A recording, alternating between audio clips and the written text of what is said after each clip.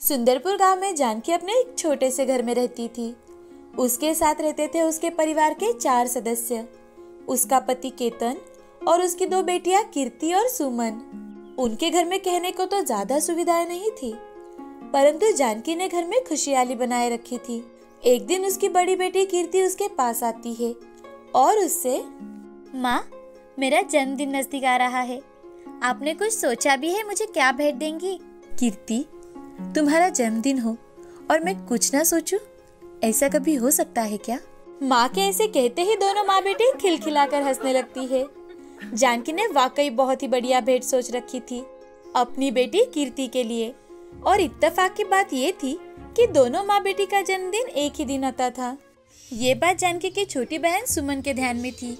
एक दिन कीर्ति और जानवी स्कूल से घर आ रहे थे, तभी जानवी कीर्ति से, दीदी, आपको तो याद है ना कि आपके साथ साथ माँ का भी जन्मदिन आ रहा है? अरे यार, मैं तो भूल ही गई थी। क्या दीदी, तुम भी ना? अरे सॉरी यार। बताओ ना, माँ को क्या तोहफा दे हम? कुछ सोचा है तुमने? सोचना पड़ेगा। आज दोनों बहनों को जोरों से भूख लगी थी। जैसे तैसे कर वो कुछ दूरी पर आ गई थी और फिर कीर्ति ने सोचा कि पास वाली रत्ना मौसी के ढाबे से ही कुछ खा लिया जाए।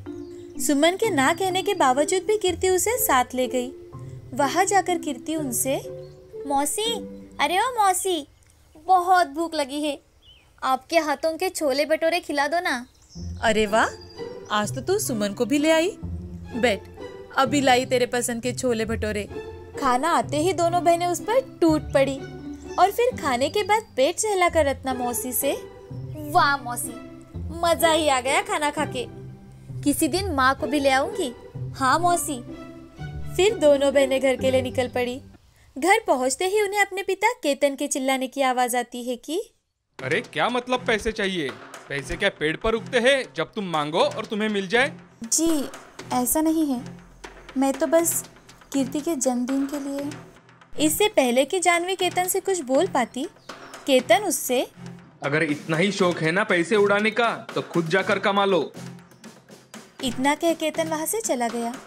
जानकी की आंखों से आंसू आ गए थे, लेकिन अपनी बेटियों को अपनी बेइज्जती का एहसास नहीं करवाना चाहती थी वो। इसीलिए जानकी मुस्कुराकर कहती है, अरे तुम दोनों कब आई? आओ, गर्मा गर्म रोटी और दाल बनाया है, खाना खा लो। नहीं माँ, आज हमें भूख नहीं है, आप खाना खा लीजिए।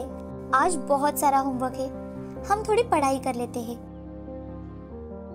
जानकी अनजान थी इस बात से कि उसकी बेटियां सब जानती थी अपने पिता के दुर्व्यवहार के बारे में। वो दोनों बहुत दुखी थी अपनी माँ की इस हालत से। जानकी और कीर्ति बस के पैसे बचाने के लिए कभी कभार स्कूल पैदल ही चलकर जाती और चलकर ही घर आती थी। कभी कभार बाहर खाना भी खा लेती थी। उस रात सुमन को नींद ही नहीं आ रही थी, तो वो मन ही मन, ऐसा क्या कर सकती हूँ मैं कि जिससे माँ को हर दिन पैसों के लिए खरी खोटी न सुनने पड़े। अचानक सुमन को कुछ ख्याल आता है और वो उठकर बैठ जाती है। अरे वाह, ये आइडिया जरूर काम कर सकता है। सुबह होने पर सुमन आज स्कूल नहीं गई। उसने बहाना किया था कीर्ति से कि वो बीमार है। सुमन के पिताजी भी कुछ देर में खेत में निकल गए। घर में बचे सिर्फ जानकी और सुमन। जानकी अपनी बेटी के पास बैठकर उससे, अब तबीयत कैसी है सुमन? सुमन उठकर बैठ जाती है और अपनी माँ को देख मुस्कुराकर, बहुत बढ़िया हूँ माँ, आज मेरे साथ सैर पर चलो ना माँ। अरे बेटा, तुम्हारी तबीयत ठीक नहीं है, आज के दिन आराम करो। नहीं माँ, चलो ना। अच्छा चलो। सुमन ने जानकी को कुछ बोलने का मौका ही नहीं दिया और अपने साथ रत्ना मौसी के यहाँ ले गई। वहां जाते ही जानकी ने देखा कि मौसी कुछ औरतों के साथ ढाबे पर काम कर रही थी। सुमन, यहाँ कहाँ लेकर आई तुम मुझे? माँ, आप बहुत ही बढ़िया खाना बनाती हो, तो इसीलिए मैंने सोचा कि क्यों ना रत्ना मौसी के साथ आप भी ढाबे पर काम कर लो। मैं और ढाबे पर? ये क्या बात कर रही हो सुमन? तभी वहां रत्ना मौसी आ जाती है और वो, गलत कहाँ कह रही है सुमन? जानकी, तुम अपने समय की लाजवाब रसोइया हुआ करती और फिर शादी के बाद तुमने सारा काम छोड़ दिया। तुम मेरे पास ढाबे पर रसोइया का काम कर सकती हो। कीर्ति के जन्मदिन के लिए कुछ खास करना चाहती हो ना तुम? तो सोच के बताओ। जी। तो फिर देर कैसी माँ, आज ही से आप मौसी के साथ काम करना शुरू कर दो ना। पिताजी तो वैसे भी शाम को घर आते हैं। बेटी से मिले प्रोत्साहन ने जानकी को थोड़ी हिम्मत दी और फिर वो ढाबे पर काम करने लगी।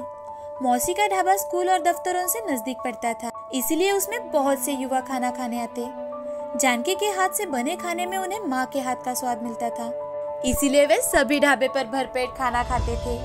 देखते ही देखते ढाबे में लोगों की संख्या बढ़ने लगी, मौसी और जानकी का काम भी। और फिर आया कीर्ति और जानकी का जन्मदिन। जन्मदिन की लाखों शुभकामनाएं दीदी, और माँ आपको भी। तुम दोनों को जन्मदिन की बहुत बहुत शुभकामनाएं। जानकी ने अपने बेटी के लिए एक सुंदर सी ड्रेस दी, जिसे देख कीर्ति बहुत खुश हो गई। और फिर बारी आई जानकी के तोहफे की। सुमन और कीर्ति ने अपनी माँ को एक बढ़िया सा एप्रन दिया था। केतन, ये देख उनसे। अरे ये क्या दिया तुम दोनों ने, एप्रॉन? और जानकी, तुम्हारे पास पैसे कहाँ से आए ड्रेस लेने के लिए? इससे पहले कि सुमन और कीर्ति कुछ कहे, जानकी बोल पड़ी, ये पैसे मैंने ढाबे पर काम करके कमाए हैं। आप ही ने कहा था ना कि पैसे चाहिए तो खुद कमा लो। तोहफे के लिए बहुत बहुत धन्यवाद मेरे बच्चों। जानकी का आत्मविश्वास फिर से वापस आ गया था और साथ ही साथ केतन को अपनी गलती का एहसास भी हो गया था। अब उसने निश्चय किया था कि वो जानकी को कभी ताने नहीं मारेगा और उसे अपने बराबरी का मानेगा। उसने तोहफे के तौर पर जानकी को और रत्ना मौसी को ढाबे पर मदद की। साथ ही उन्होंने मिलकर ढाबे का नाम भी रखा, माँ का ढाबा। आज वाकई में जानकी के जीवन में खुशियाँ ले आ गई थी। हर एक इंसान के अंदर उसकी खुद की एक खूबी होती है जो उसे आत्मविश्वास के मार्ग पर ले जा सकती है। उसके लिए उसे चाहिए बस थोड़ी सी हिम्मत और लगन। एक समय की बात है, शहर में तारा नाम की 8 साल की छोटी गरीब लड़की थी, जो अपनी माँ राधा और पापा अर्जुन के साथ एक छोटे से घर में रहा करती थी।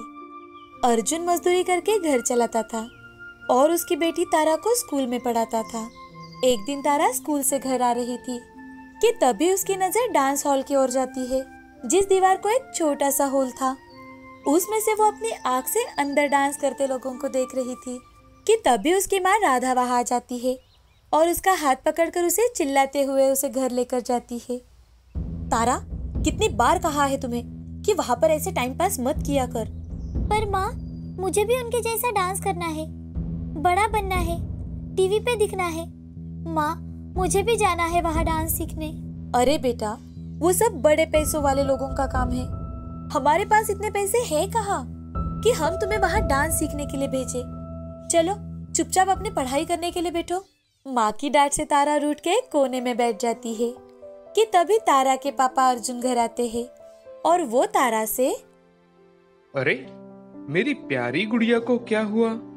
ऐसे मुंह फुलाकर क्यों बैठी है मेरी गुड़िया? पापा, मुझे भी डांस सीखने जाना है। अरे बिटिया, तुम वहाँ जाती ही क्यों हो? अगर तुम वहाँ गई ही नहीं तो तुम्हारे मन में ऐसे विचार भी नहीं आएंगे। हाँ बेटा, हम तुम्हें पढ़ा रहे हैं, यही बहुत बड़ी बात है। तुम पढ़ाई में ध्यान दो और पढ़ लिख कर अच्छी कंपनी में जॉब करो।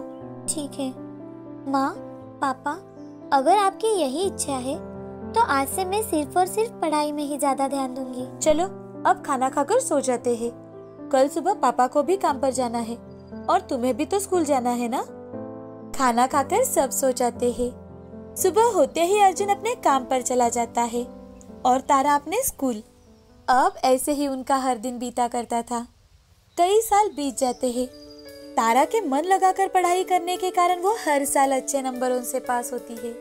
तारा की पढ़ाई में प्रगति देखकर अर्जुन और राधा भी बहुत खुश थे। अब तारा का कॉलेज भी खत्म हो जाता है और एक दिन तारा को कॉलेज की तरफ से एक बड़ी कंपनी से इंटर्नशिप के लिए कॉल आता है और उसके बाद वो लोग तारा की काबिलियत देखकर उसे अच्छी पगार वाली नौकरी भी ऑफर करते हैं। तारा बहुत खुश हो जाती है और अपने माँ पिताजी से कहती है, माँ, पापा, मुझे एक कंपनी से इंटर्नशिप के लिए कॉल आया है, जिसके बाद वो लोग मुझे अच्छे पगार वाली नौकरी भी देने वाले हैं। पापा, अब आपको इतनी मेहनत नहीं करनी पड़ेगी। ये खुश खबर सुनकर अर्जुन और राधा की आंखों में से आंसू आ जाते हैं। अरे वाह बेटी, ये तो बहुत अच्छी खबर सुनाई तुमने। देखा राधा, मेरी छोटी सी गुड़िया अब कितनी बड़ी हो गई है। अर्जुन और राधा तारा को गले लगा लेते हैं और राधा भगवान के सामने दिया लगाने जाती है। लेकिन पापा। हाँ बेटा, बोलो, क्या हुआ है? पापा, वो इतने अच्छी कंपनी में इंटरव्यू के लिए जाने के लिए मेरे पास एक भी अच्छी ड्रेस नहीं है। बिटिया, तुम उसकी फिक्र मत करो। शाम को घर आते समय तुम्हारे लिए एक अच्छी सी ड्रेस लेकर आऊंगा मैं। काम पर जाते ही अर्जुन अपने मालिक के पास जाता है और उनसे, मालिक, वो दरअसल। हाँ अर्जुन, बोलो, क्या कहना चाहते हो? मालिक, क्या मुझे कुछ पैसे उधार मिलेंगे? मुझे अपनी बेटी के लिए ड्रेस लाना था। ठीक है, पर पैसे समय पर जरूर लौटा देना। जी मालिक, धन्यवाद मालिक। अर्जुन अपना सारा काम पूरा कर घर आते वक्त तारा के लिए एक अच्छी ड्रेस लेकर आता है। दूसरे दिन सुबह तारा माँ पिताजी का आशीर्वाद लेकर इंटरव्यू के लिए निकलती है। जैसे ही वो रास्ते से जा रही थी, तभी उसकी नजर फिर से उसी डांस क्लास की तरफ जाती है और उनकी आवाज सुनकर वो फिर से हर रोज की तरह उस छोटे से हॉल से झांक कर देखती है कि आज वहाँ पर इतना ज्यादा शोर क्यों है। अरे अब हमारा क्या होगा? जो मेन डांसर थी उसका ही पैर टूट गया है। अब शो कैसे होगा हमारा? आज के आज हम कैसे अरेंज करेंगे ये सब? तभी तारा धीरे से दरवाजे के पास जाकर खड़ी होती है। क्या मैं आपकी कुछ मदद कर सकती हूँ? तारा की बात सुनकर वो सारे लोग उस पर हंसने लगते हैं कि ये गरीब लड़की उनकी क्या मदद करेगी। कौन हो तुम और तुम क्या मदद करोगी हमारी? सर, आप मुझे एक चांस तो देकर देखिए। अच्छा ठीक है, तुम्हें दिया चांस, अब दिखाओ हमें डांस करके। जब तारा उसका डांस स्टार्ट करती है तो वहाँ के सभी लोग आश्चर्यचकित हो जाते हैं और वो डांस टीचर तारा से, अरे तुमने ये कहाँ से सीखा? ये तो हमारी कोरियोग्राफी है। जी सर, माफ करना, पर मैं रोज आपका डांस देखा करती थी और घर जाकर प्रैक्टिस किया करती थी। मुझे बचपन से ही आपके यहाँ डांस सीखना था, लेकिन हमारे गरीब हालात की वजह से मैं कभी अंदर नहीं आ पाई। तुमने तो हमारी सारी चिंता एक झटके में दूर कर दी। क्या तुम आज के शो में हमारे ग्रुप में परफॉर्म करना चाहोगी? जी सर। अब तारा की खुशी का कोई ठिकाना नहीं था। तभी उसका फोन बजता है। हेलो हेलो मिस तारा, मैं कंपनी से बात कर रही हूँ। आज तुम इंटरव्यू के लिए आ रही हो या नहीं? जी मैम। ऐसा कह के तारा फोन रख देती है और सोच में पड़ जाती है। एक तरफ उसका बचपन का सपना सच हो रहा था और एक तरफ उसके माँ पिताजी का सपना। उनकी मेहनत थी जिससे उन्होंने तारा को इस मकान पर लाया था। लेकिन उस समय तारा अपने पैशन को चुनती है और अपने घर पर बिना बताए ही डांस क्लास वाले लोगों के साथ शो में परफॉर्म करने के लिए निकल जाती है। तारा की वजह से उनका पूरा ग्रुप वो शो में जीत जाता है और हर जगह सिर्फ तारा के डांस के ही चर्चे होने लगते हैं। सब होने के बाद शाम को तारा घर आती है। अजी सुनते हो, अपनी तारा आ गई, देखो तो। अरे बेटा, आ गई तुम? आओ आओ बैठो और बताओ कैसा गया तुम्हारा इंटरव्यू? तुम्हारा सिलेक्शन हुआ या नहीं? पापा, वो दरअसल तारा को कुछ भी समझ में नहीं आ रहा था कि वो अपने माँ पिताजी से कैसे सच कहे। वो उन्हें दुखी नहीं करना चाहती थी, पर वो उनसे झूठ भी नहीं बोलना चाहती थी।